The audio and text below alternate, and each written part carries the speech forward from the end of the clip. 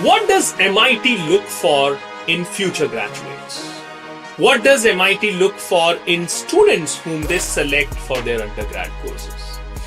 Now this video is for the people who are applying to MIT and still trying to figure out what they need. In this video, I'm gonna break down, first of all, what MIT is. But second of all, what the admission officers in MIT look for. We'll talk about what kind of students don't make it to MIT and what kind of aspirants make it to MIT. So we'll see the difference between the two. Before we start, we at Global Creed, we have helped hundreds of students to get into Ivy League colleges, M7 colleges. So if any of you is looking for a consultant who can walk with you during your application process, do click on the link in the description window. Now coming back to MIT, MIT is all about product, produce and production. So what do you need to do to make it to MIT? Let's talk about that. If you don't believe me on these three words, let's look at MIT's admission website. MIT is an active hands-on place. Innovation is risky and messy.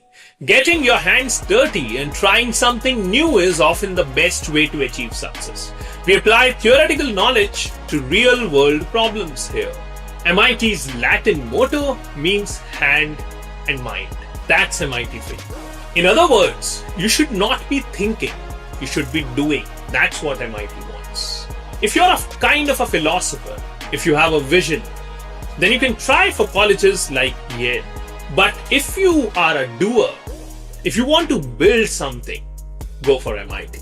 Now let's talk about how can you create an application which will make it to MIT. Before we go there, what's important is to understand what production is. Production is a very wide concept. It can include designing a clothing product, coding a tech product, producing a short film, building hardware, creating a system or tool. In an ideal world, you would do all of them, or most of them. But as a high schooler, that's difficult. So what you should do? Spend 1 hour writing 20-30 unique ideas. Narrow them down to 3 to 5 projects. Ask yourself, how will I grow from this? What skills will I gain? Do I genuinely care? Will I enjoy the process? It's extremely difficult to get into MIT without a real project. At MIT, failure is a feature, not a bug. If you have ever tried producing something and failed, that's a good thing. They consider failure as a part of a production process. MIT literally asks you a question. Describe a challenge or a situation which you didn't expect, and what did you learn out of it?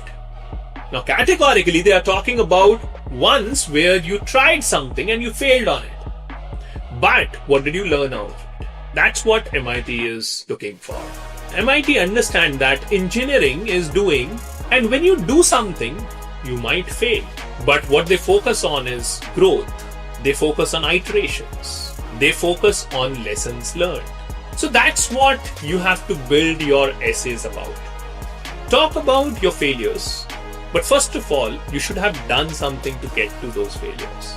And don't take failure as a negative thing. When you write your essays, talk about situations, talk about experiences where you have planned or you had a great vision and you actually did that thing. You actually produced something. You actually were involved in, creating something. Now, if you have failed, that's absolutely fine.